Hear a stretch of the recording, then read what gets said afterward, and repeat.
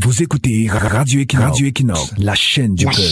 La chaîne du peuple. Bonjour. Un mauvais gouvernement provoque non seulement la ruine de la société, mais plus concrètement des catastrophes familiales et des désastres individuels. Un mauvais gouvernement est assimilable ici à une mauvaise entreprise, une entreprise en état de faillite qui non seulement n'arrive pas à produire le service pour lequel elle a été montée, mais ses employés au chômage, des pères de famille au chômage, ce qui naturellement provoque des catastrophes dans les familles des employés et leur ruine individuelle. Pour éviter un tel gouvernement, la société devrait s'organiser autour de l'état de droit, un état sous le règne de la norme ou régi par le gouvernement de la loi, une loi impartiale dans la mesure où elle épouse et sert l'intérêt général et à laquelle on n'obéit que dans l'égalité. Un État qui ne compte pas sur un ogre martial maintenu à coups de matraque et gaz lacrymogène, à coups de crosse et de baïonnettes, mais un État qui compte plutôt sur un ogre où tout le monde peut dire avec Hérodote que nous n'avons pour maître que la loi. La violence politique dans cet État ne doit être mobilisée qu'en situation de rupture du dialogue social.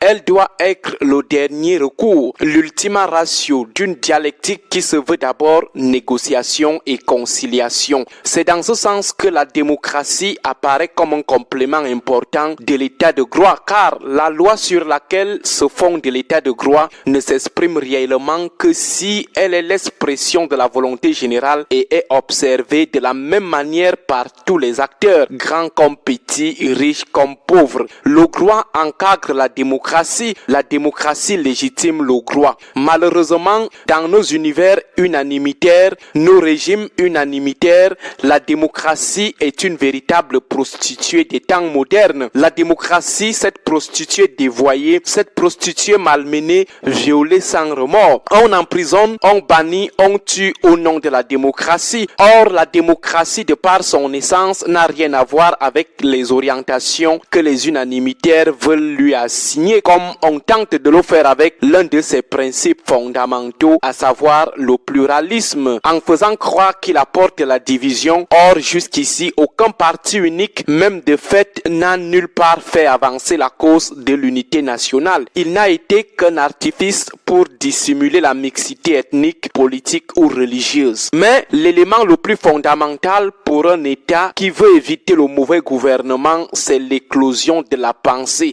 Le salut de l'État, c'est de laisser éclore la pensée, parce qu'en celle-ci seule, il trouvera les ressources indispensables à sa propre survie. Une société qui ne compte pas parmi ses membres une catégorie pensante est vouée irrémédiablement à la domination des autres. La sécheresse de la pensée est pour un peuple la cause du plus redoutable désert. Alors, l'intellectuel doit demeurer en Afrique plus que jamais une nécessité historique. Il a l'autorité présumée de savoir, élite d'opinion, il est la torche qui guide dans la nuit d'une modernité redoutable. Par conséquent, en situation précaire, l'intellectuel doit toujours prendre la parole, non seulement parce qu'il est pire de se taire, mais en plus parce que demain, il sera tard. L'intellectuel ne doit rien ajourner, il doit interpeller en permanence sur l'idée de justice et le devenir de la liberté. Et surtout, il doit préparer le sillon dans lequel l'homme politique doit marcher. Il peut lui-même passer à l'action. Il ne peut différer ni l'appel à la démocratie, ni l'exigence de la justice et de la solidarité. Bref, l'intellectuel, le penseur doit demeurer chez nous une nécessité historique, mais pas les intellectuels de l'unanimisme. Ces théoriciens penseurs attardés d'un anachronisme biopolitique, démagogues qui, comme les politiciens qu'ils servent, font dans la démagogie en nageant dans le tourbillon des mots et des petites phrases, le désordre du langage, mais des intellectuels libertaires. Tous ces développements ne sont pas de nous, ce sont des mots quasi fidèles de notre icône du jour de la pensée. Il s'agit des mots du professeur Maurice Kamto.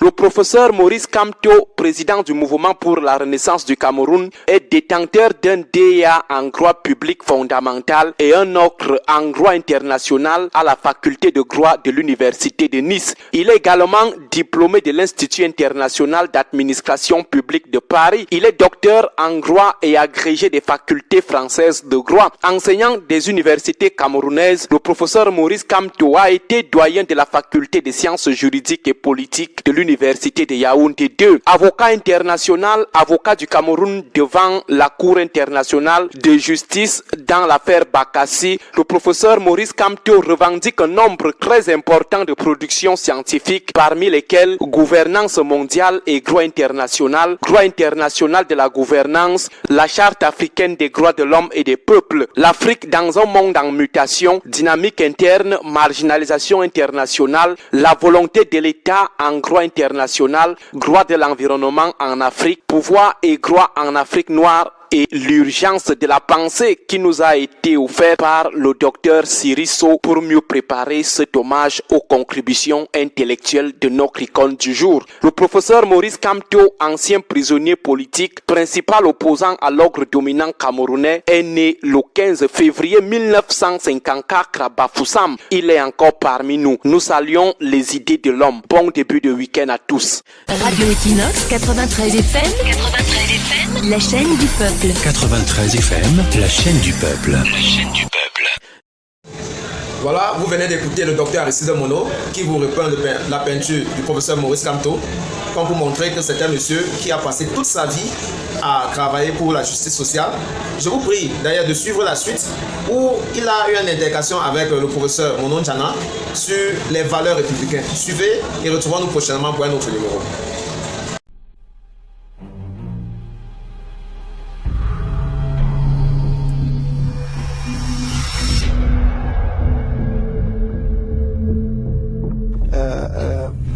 Hubert Mono Njana écrit un livre qui s'intitule L'idée sociale chez Paul Biya. J'avais déjà à cette époque-là l'habitude d'écrire dans les journaux. Et je pense qu'il avait sans doute lu quelques papiers de moi qu'il avait probablement apprécié, sinon sur le fond, au moins sur la forme. Donc je me retrouve à la chancellerie de l'université de Yaoundé, qui était encore la seule université du pays. Et il m'interpelle et il me dit, mais est-ce que on se croise? Donc il me dit, est-ce que vous pouvez rendre compte de mon ouvrage, l'idée sociale chez Paul Biya?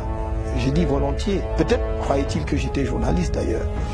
Et j'accepte de le faire et je lui dis à condition que j'ai la liberté de dire vraiment ce que j'en pense. Il dit, pas de problème. Je vais lire l'ouvrage et plus je lis, plus je suis abasourdi. Non seulement l'ouvrage vantait les mérites de l'action sociale, ou plutôt de l'idée sociale du président de la République avant la moindre réalisation.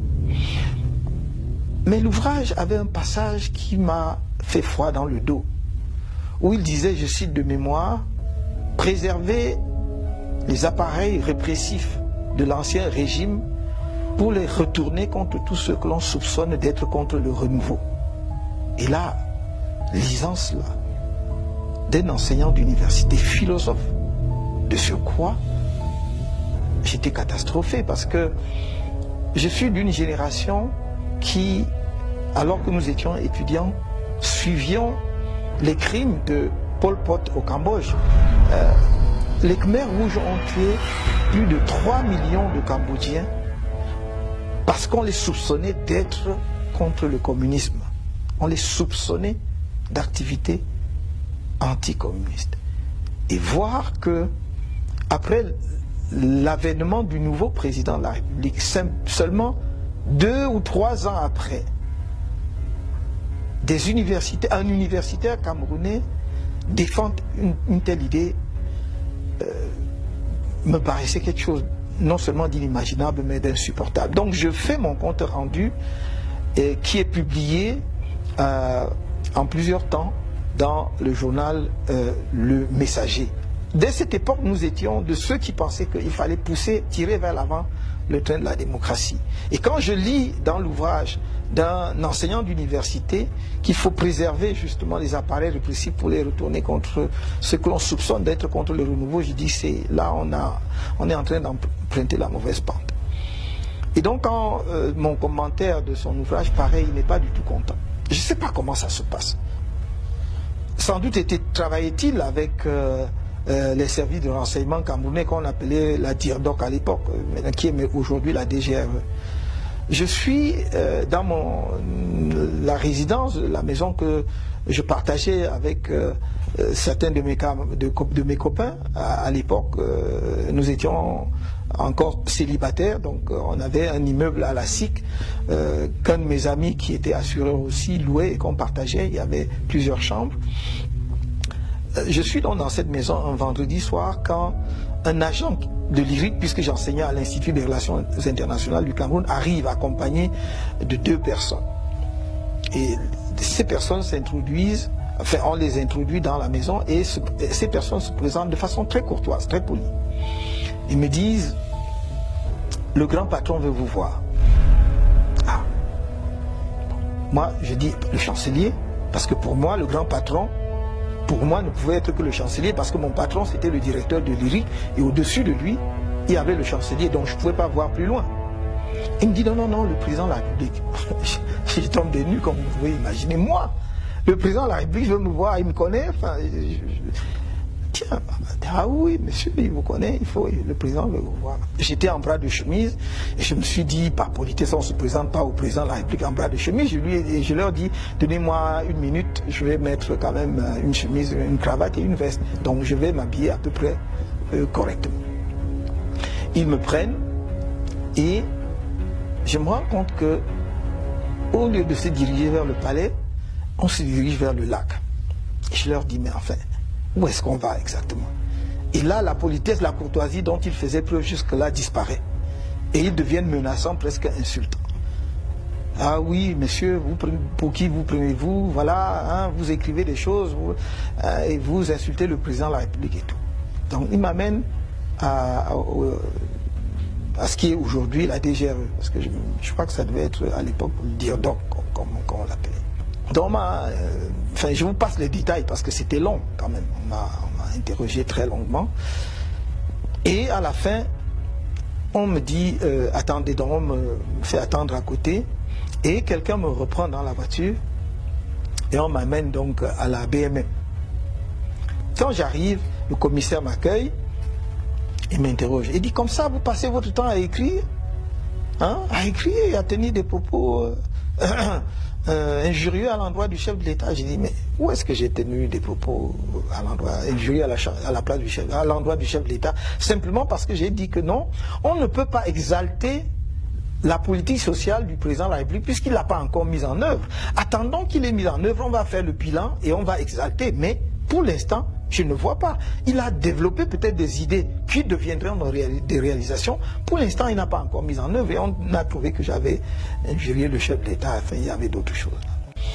Et il m'ordonne avec autorité, déshabillez-vous. Et donc, j'étais complètement nu.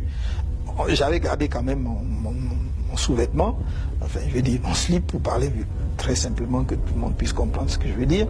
Donc on m'a permis de garder cela. On m'amène dans ma cellule et c'était une cellule cimentée, mais on avait versé de l'eau sur le sol.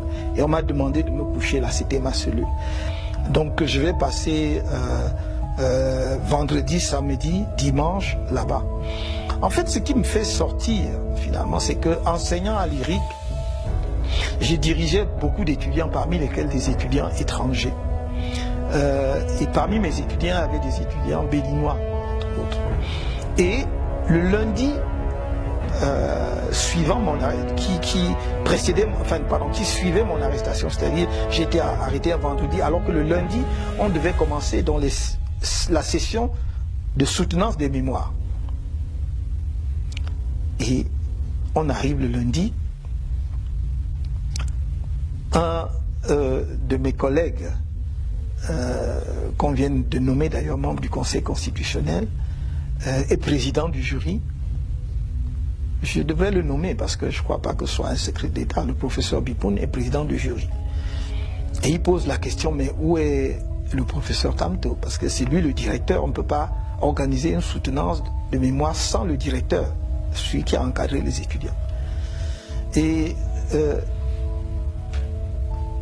évidemment, les gens lui disent non, non, on peut le remplacer et tout, parce qu'il n'était pas question qu'on insiste outre mesure sur mon cas. Et personne ne savait où j'étais, à part l'agent de l'université qui avait amené, l'agent de l'IRI qui avait amené ces gens-là chez moi, qui savaient que finalement on m'avait amené à la dire donc.